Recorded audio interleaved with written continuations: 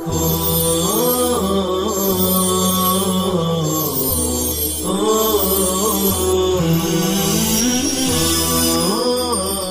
اللہ الرحمن الرحیم والصلاة والسلام علی رسول اللہ وعلی آلہ وصحبہ اجمعین اما بعد فاعوذ باللہ من الشیطان الرجیم وآمنوا بما انزلت مصدقا لما معکم ولا تکونوا اول کافر بہ ولا تشتروا بآیاتی ثمنا قلیلا وإیای فاتقون۔ اللہ تعالیٰ ارشاد فرماتے ہیں بنی اسرائیل سے خطاب کرتے ہوئے، اس سے پہلے والی آیت میں تھا کہ تم مجھ سے کیا ہوا عہد پورا کرو تو میں تم سے کیا ہوا عہد پورا کروں گا اور مجھ ہی سے ڈرو۔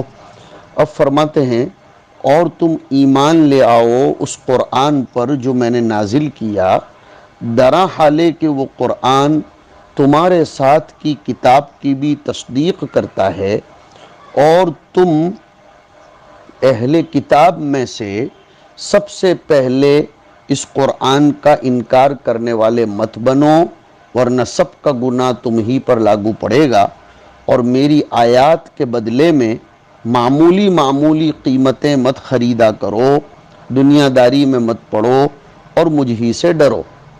اللہ پاک اس آیت کریمہ میں اہل ایمان سے خطاب کرنے کے بجائے جیسے تسلسل چلا آ رہا ہے اہل کتاب کا، ان سے کہہ رہے ہیں کہ اے اہل کتاب تم ایمان لے آؤ اس قرآن پر، بما انزلت، ماں کا بیان آیا من القرآن۔ عام طور پر انسان کسی دوسرے کو تب نہیں مانتا جب دوسرا اس کی تکذیب کرتا ہو، اس کو جھٹلاتا ہو، اس کی تحقیر کرتا ہو۔ تو قرآن کریم زوردار انداز میں اسلوب دعوت بھی اس سے سیکھنا چاہیے کہ یہ کہہ رہا ہے کہ تم قرآن پر ایمان لے آؤ، اس لیے کہ یہ قرآن نہ تمہاری تکذیب کرتا ہے، نہ تمہاری کتاب کی، نہ تمہارے نبی کی، بلکہ وہ تو تمہارے ساتھ کی کتابوں کی تصدیق کرتا ہے۔ یؤمنون بما انزل الیک وما انزل من قبلک، وہ تو یہ کہلواتا ہے کہ آمنا باللہ وما انزل علینا وما انزل علی ابراہیم و اسماعیل و اسحاق و یعقوب والاسباط وما اوتی موسیٰ و عیسیٰ، وہ تو یہ کہتا ہے کہ لا نفرق بین احد من رسولہ۔ تو یہ سب جگہوں پر قرآن کریم تو تمہاری کتاب کی تصدیق کرتا ہے۔ لما معکم، ما معکم میں ما کا بیان آیا من التورات، یعنی تمہاری تورات کی تصدیق کرتا ہے۔ تصدیق کی شکل کیا ہے؟ بموافقت القرآن للتوراتی، ضمیر کا مرجع بھی سمجھ میں آنا چاہیے، فی التوحید والنبوتی۔ اس کے لیے ہمارے طلبہ ایک چھوٹا سا مقدمہ سنو کہ تمام انبیاء اور تمام ادیان سماویہ، کتب سماویہ اصول میں ایک ہیں، زمانے کے اعتبار سے فروع بدلتی رہتی ہیں۔ میں نے لفظ بولا ہے زمانے کے اعتبار سے، لوگوں کی طبائع اور فطرتوں کی وجہ سے فروع میں تبدیلی ہوتی ہے، ورنہ اصول، کون سے اصول؟ بالخصوص اصول ثلاثہ، توحید، رسالت اور آخرت، یہ تینوں میں تو از آدم تا نبی خاتم سب کی دعوت، سب کی نبوت مشترک تھی، کسی نے ایک دوسرے کی مخالفت نہیں کی۔ بس فرق اتنا ہے کہ ہر نبی کے زمانے میں دور جیسا رہا، امت کے حالات جیسے رہے، زمانے نے جیسی کروٹیں لی، زمانے کے جیسے تقاضے رہے، تو نفسیات کی رعایت کرتے ہوئے اللہ رب العزت نے، شارع نے اس اعتبار کی شریعتوں کا ترتب فرمایا۔ ورنہ حضور اکرم صلی اللہ علیہ وسلم ایک روایت میں فرماتے ہیں نحن معشر الانبیاء بنو علات ابونا واحد و امہاتنا شتیٰ، بخاری شریف کی روایت ہے، اور اس کی تشریح تمام محدثین نے یہ فرمائی کہ ہم اللاتی بھائی ہیں، یعنی ابونا واحد، اصول ہمارے ایک ہیں، فروعات الگ الگ ہیں، اور وہ بھی میں نے کہہ دیا کہ زمانے کے تقاضوں کی بنیاد پر۔ تو اب جب ہمارا قرآن تمہاری تورات کی، تمہاری انجیل کی تصدیق کرتا ہے، اور خاص طور پر یہود تھے وہاں، اس لیے من التورات کہا، ورنہ وہ تو جملہ ادیان اور کتب سماویہ کی تصدیق کرتا ہے۔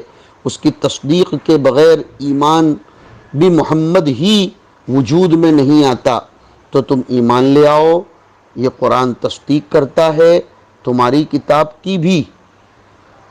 اب کسی کو اعتراض نہیں ہونا چاہیے کہ قرآن کریم نے تو اگلی کتابوں کو منسوخ کر دیا، یتیمے کے نہ کرد قرآن درست، کتب خان اے چند ملت بشست۔ تو قرآن کریم نے تو تورات کو، انجیل کو، زبور کو، صحف ابراہیم و موسیٰ کو سب کو نسخ کر ڈالا، پھر قرآن مصدقا لما معکم کیسے کہہ رہا ہے؟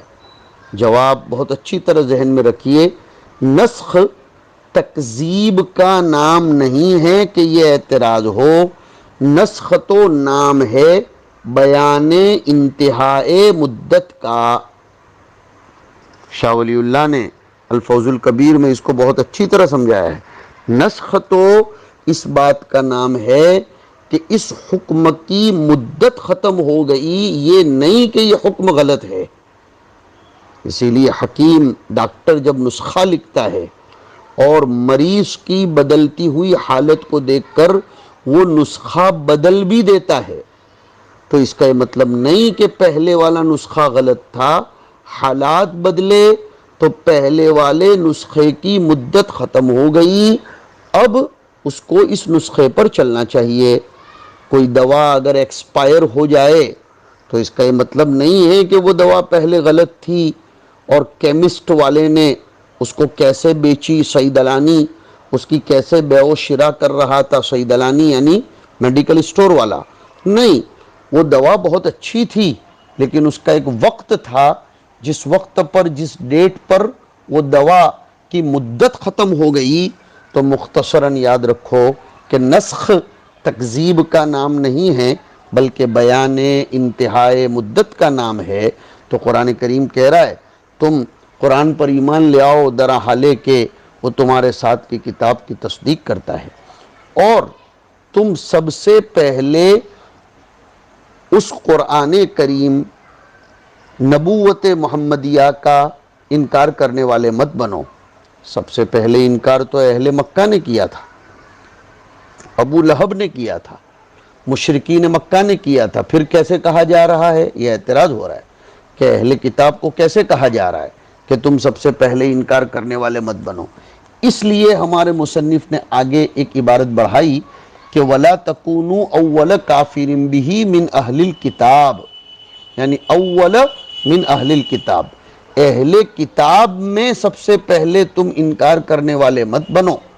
مطلقاً اولیت مقصود نہیں ہے، شرح تہذیب وغیرہ میں پڑھا ہوگا، اولیت حقیقیہ، اولیت اضافیہ اور اولیت عرفیہ۔ یہاں اولیت اضافیہ ہے یعنی بالنسبت لأہل الکتاب، اہل کتاب میں سے سب سے پہلا انکار کرنے والے تم مت بنو۔ کیوں؟ لأن خلفکم تبع لکم، تمہارے بعد آنے والے تو تمہاری دیکھا دیکھی چلیں گے۔ فاسمہم علیکم، اگر تم نے محمد کی نبوت پر، قرآن کی صداقت پر ایمان نہیں لائے تو بعد کے آنے والوں کے انکار کا گناہ تم پر ہوگا، اس لیے کہ تمہارا انکار ان کے انکار کا سبب بنا تھا۔ یہ نہیں کہ ان کا گناہ تم پر تھوپا جائے گا کہ وَلَا تَزِرُ وَازِرَةٌ وِزْرَ أُخْرَىٰ، نہیں، تسبباً معصیت تمہیں بھی ہوگی، انہیں تو ہوگی ہی ہوگی۔ بعض مفسرین نے بہت اچھی بات فرمائی کہ وَلَا تَكُونُوا أَوَّلَ كَافِرٍ بِهِ میں کفر کا معنی چھپانا ہوتا ہے، اس لیے کہ کفر یکفر بمعنی کتم یکتم ہے۔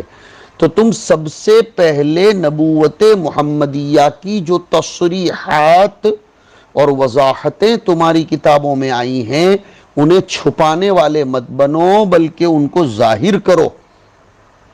اس لیے کہ آگے آ رہا ہے کہ وَلَا تَلْبِسُوا الْحَقَّ اور وَلَا تَكْتُمُوا الْحَقَّ إِنَّ الَّذِينَ يَكْتُمُونَ مَا أَنزَلْنَا، کفر کا اصل معنی چھپانا ہوتا ہے، کافر اللہ تعالیٰ کی طرف سے رکھی ہوئی فطری توحید کے جذبے کو چھپاتا ہے، کل مولود یولد علی الفطرت والا. اسی لیے رأیت کافرن یکفر کافرن فی کافرن، رأیت کافرن یعنی میں نے کاشتکار کو دیکھا، یکفر ایدفن کافرن ایک کافر کو، فی کافرن رات کی تاریکی میں. تو پہلے والے کافرن کا ترجمہ کاشتکار، دوسرے یکفرو کا یدفنو، اور آخری کافرین کا ترجمہ رات کی تاریکی، اس لیے کہ کاشتکار زمین میں بیج کو چھپاتا ہے تو اس کو بھی کافرن کہتے ہیں. دفن کرنے میں بھی مردے کو چھپانا ہوتا ہے اس لیے یکفرو کہتے ہیں، اور رات بھی اپنی آغوش میں بہت سی چیزوں کو چھپا لیتی ہے اس لیے رات کو بھی کافرین کہتے ہیں. تو تم سب سے پہلے حق کو چھپانے والے مت بنو، دونوں مطلب مراد ہو سکتے ہیں. اس سے سمجھ میں آتا ہے کہ جو لوگ جانکار ہوں انہیں حق کا ساتھ پہلے دینا چاہیے، نہ یہ کہ اپنی نفسانیت کی بنیاد پر، حسد کی بنیاد پر حق کا ساتھ چھوڑنا چاہیے، ورنہ ہمارے حق کا ساتھ چھوڑنے کی وجہ سے دوسروں کو جو شیخ ملے گی ان کے نہ ماننے کا گناہ بھی ہم پر آئے گا. ہمارے طلباء کو اور ہمیں سب کو چاہیے ہم حق شناس بنیں. حق چاہے متاخرین کی طرف ہو، چاہے ہمارے بعد آنے والے لوگوں کے ساتھ ہو، حق چاہے ہم سے چھوٹوں کے ساتھ ہو، حق حق ہے، اسی کو قبول کرنا چاہیے. حق قبول نہ کرنے کا نام ہی تو تکبر ہے. اس لیے کہ حضور نے حضرت ابو ہریرہ کی روایت میں فرمایا کہ الکبر ہوا بطر الحق وغمت الناس، تکبر نام ہے حق کے نہ ماننے کا اور دوسروں کو حقیر سمجھنے کا. تو اے اہل کتاب تم ایمان لے آؤ اس قرآن پر جو میں نے نازل کیا، وہ تمہاری تصدیق کر رہا ہے تمہارے ساتھ کی کتابوں کی، اور سب سے پہلے تم اس کا انکار کرنے والے مت بنو، تم مان جاؤ. اور یہ جو تمہارے دھندے ہیں کہ تم تورات میں نبوت محمدیہ پر مشتمل آیتوں کو ادھر ادھر کرتے ہو، اس کو بدل دیتے ہو، تحریف لفظی کرتے ہو، اور اس کے بدلے میں بچونگڑوں سے اور اسافل سے بڑے بڑے ہدیے بٹورتے ہو اپنے تاج کو چلانے کے لیے، اپنی حکومت کو چلانے کے لیے، یہ دھندے مت کرو. اور میری آیتوں کے بدلے میں معمولی معمولی سمن مت خریدا کرو. یہاں تشترو متضمن ہے تستبدلو کے معنی کو، اس لیے کہ حقیقی معنی لینا یہ متعذر ہے. اس کی وجہ ہے کہ آیتوں کی خرید و فروخت تھوڑی ہوتی تھی. دوسری بات یہ بھی ہے کہ بات و ثمن پر داخل ہوتی ہے، اس لیے کہا کہ شراء مجازن استبدال کے معنی میں استعمال ہوا ہے. اور ویسے بھی اولئک الذین اشتروا الضلالۃ میں تم نے سنا ہے کہ بیع و شراء استبدال ہی کا تو نام ہے، مبادلت کا نام ہے. تم بدلے میں مت لو میری آیتوں کے. کون سی آیتیں؟ التی فی کتابکم، اور من بیانیہ من نعت محمد صلی اللہ علیہ وسلم، تمہاری کتابوں میں حضور کی صفات پر مشتمل جو آیتیں ہیں، تورات میں اور انجیل میں حضور کی صفات پر مشتمل کئی ایک آیتیں ہیں.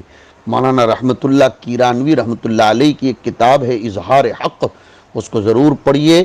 اس میں ان اہل کتاب کی تحریفات لفظیہ پر کروڑوں دلائل موجود ہیں، بڑی زبردست کتاب ہے.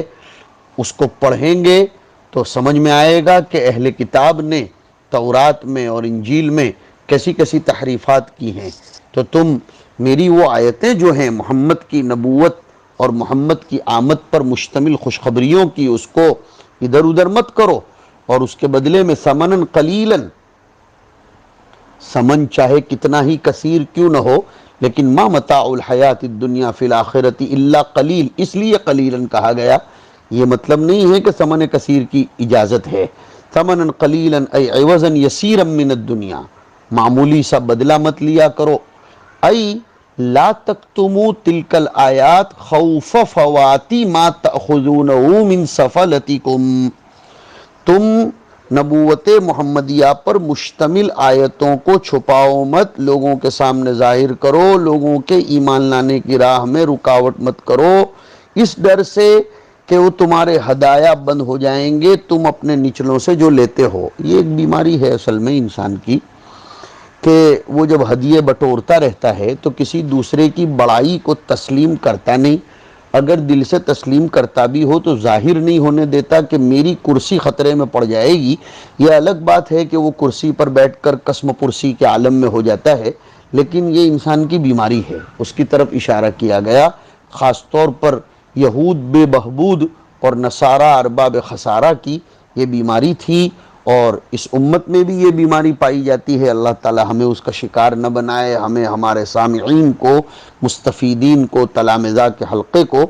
عام طور پر یہ بیماری علماء میں پائی جاتی ہے کہ اگر ان سے بڑا کوئی محبوب اور مقبول آ جاتا ہے اور لوگوں کی توجہ اس کی طرف ہونے لگتی ہے تو پھر ڈر لگتا ہے کہ ہمارے ہدایہ، ہمارے مناصب اور ہمارے حلقے کا کیا ہوگا، اس لیے اس کی شخصیتوں کو اور اس کے ایجابیات کو اور اس کے کمالات کو ظاہر ہونے نہیں دیا جاتا۔ یہ اہل کتاب کی بیماری تھی۔ امام شافعی ایک دعا فرمایا کرتے تھے رحمۃ اللہ علیہ، اللہم انی اعوذ بک من خلیل ماکر عیناہ تریانی وقلبہ یرعانی ان رآ حسنۃ دفنہا وان رآ سیئۃ اذاعہا۔ تو تم میرے نبی محمد کی صفات پر مشتمل آیتوں کو ادھر ادھر مت کرو، اور یہ جو تمہیں ڈر لگتا ہے میں تمہیں کہتا ہوں وَإِيَّايَ فَاتَّقُونَ، مجھ ہی سے ڈرو، خافونی فی ذَلِکَ دون غیری، وَإِيَّايَ فَارْهَبُونَ کی طرح یہاں بھی ترکیب ہوگی کہ تم مجھ ہی سے ڈرو، کسی اور سے مت ڈرو، تقوی بھی اندر میرا اختیار کرو، اس لیے کہ خدا پاک نے جو مقدر کیا ہے وہ ضرور ہوگا۔ بلکہ فرمایا وَلَوْ أَنَّ أَهْلَ الْقُرَىٰ آمَنُوا وَاتَّقَوْا لَفَتَحْنَا عَلَيْهِمْ بَرَكَاتٍ مِّنَ السَّمَاءِ وَالْأَرْضِ وَلَٰكِنْ كَذَّبُوا فَأَخَذْنَاهُمْ بِمَا كَانُوا يَكْسِبُونَ۔ اس لیے حق کسی کے بھی ساتھ ہو قبول کرنا چاہیے، حق کا ساتھ دینا چاہیے۔ ان میں ایک بیماری اور تھی جس کو آگے کی آیت میں فرمایا وَلَا تَلْبِسُوا خَلَطَ يَخْلِطُ أي وَلَا تَخْلِطُوا الْحَقَّ الَّذِي أَنزَلْتُ عَلَيْكُمْ بِالْبَاطِلِ الَّذِي تَفْتَرُونَهُ وَتَكْتُمُ الْحَقَّ، یہ لا پر عطف ہے اس لیے وَلَا تَكْتُمُ الْحَقَّ، اور حق سے مراد خاص طور پر نعت محمد صلی اللہ علیہ وسلم وَأَنْتُمْ تَعْلَمُونَ أَنَّهُ حَقٌّ، تم اس حق کو جو میں نے نازل کیا خلط ملط مت کرو، گڈ مڈ مت کرو۔ وہ اصل میں کہیں کہتے تھے کہ سہو کاتب، کہیں کہتے تھے مجاز، کہیں کوئی مقدر، کہیں کوئی الٹ سلٹ کر دیتے تھے، خلط ملط کرتے تھے۔ تو جو میں نے حق نازل کیا اس کو صاف ستھرا رہنے دو، خلط ملط مت کرو۔ اس باطل کے ساتھ جو تم گھڑتے ہو، تمہارے باطل کو اور حق کو، جیسے دودھ حق ہے اس میں پانی ملا دو تو وہ گڈمڈ ہو جائے گا، تو تم جو حق ہے تورات میں اس کو رہنے دو، زنا کرنے والوں کی سزا اور محمد کی نبوت، محمد کی صفات، اس کے حلیے کو جو ذکر کیا گیا ہے اس کو رہنے دو، اور خلط ملط مت کرو، حق کو چھپاؤ مت، محمد کی صفت کو، جبکہ تمہیں معلوم ہے کہ یہی باتیں برحق ہے۔ اور چونکہ ان کو جیسے میں نے ذکر کیا قبول حق میں مانع بن رہا تھا ان کا کبر اور حب مال، تو کبر کا ازالہ فرمایا وَأَقِيمُوا الصَّلَاةَ، اور حب مال کا قالع بیان فرمایا، اس کا ازالہ فرمایا وَآتُوا الزَّكَاةَ۔ اور ان کو مزیت اور اختصاص کی بیماری تھی، کہتے تھے نحن ابناء اللہ واحباؤہ، اس کا ازالہ فرمایا وَارْكَعُوا مَعَ الرَّاكِعِينَ۔ گویا یہ آیت ایک چھوٹا سا مطب ہے جس میں 3 دوائیں بتائی گئی ہیں روحانی: اقامت الصلاۃ، ایتاء الزکوٰۃ اور صلاۃ مع الجماعت۔ وَأَقِیمُوا الصلاۃ، نماز کو قائم کرو اور اس کے حقوق، اس کی ادائیگی، اس کے واجبات کے ساتھ، اور زکوٰۃ ادا کرتے رہو تاکہ تم میں سے بخل کی بیماری نکل جائے۔ الذین یبخلون ویأمرون الناس بالبخل، اور وہ جو تمہارے دلوں میں مال کی محبت بھری پڑی ہے، وَلَا تَشْتَرُوا بِآیَاتِی ثَمَنًا قَلِیلًا میں آیا فَوَیْلٌ لِلَّذِینَ یَکْتُبُونَ الْکِتَابَ بِأَیْدِیہِم ثُمَّ یَقُولُونَ هَذَا مِنْ عِنْدِ اللَّهِ لِیَشْتَرُوا بِهِ ثَمَنًا قَلِیلًا۔ اس طریقے کی بہت سی آیتیں ہیں۔ تو زکوٰۃ ادا کرنے کی عادت ڈالو تو پھر تمہارے دل سے مال کی محبت نکلے گی، اور وہ جو تمہارے اندر ایک روگ ہے اپنی مزیت اور اختصاص کا، اس کو ختم کرنے کے لیے دوسرے نمازیوں کے ساتھ نماز میں جڑ جاؤ۔ ارکعوا مع الراکعین، جز بول کر کل مراد لیا، ای صلو مع المصلین، تم نماز پڑھنے والوں کے ساتھ نماز پڑھو۔ کون مراد ہے اس سے؟ ای محمد و اصحابہ، یہ الراکعین کا بدل یا المصلین کا بدل، محمد اور اس کے صحابہ رضی اللہ عنہم اجمعین، ان کے ساتھ نماز میں شریک ہو جاؤ، نسبتیں بھی حاصل ہوں گی، تمہارے اختصاص اور امتیاز کا جو تمہارے اندر ایک رذیلہ ہے وہ بھی ختم ہو جائے گا۔ اس لیے وَأَقِيمُوا الصَّلَاةَ وَآتُوا الزَّكَاةَ وَارْكَعُوا مَعَ الرَّاكِعِينَ بتلایا۔ وصلی اللہ وسلم علی نبینا و مولانا محمد وعلی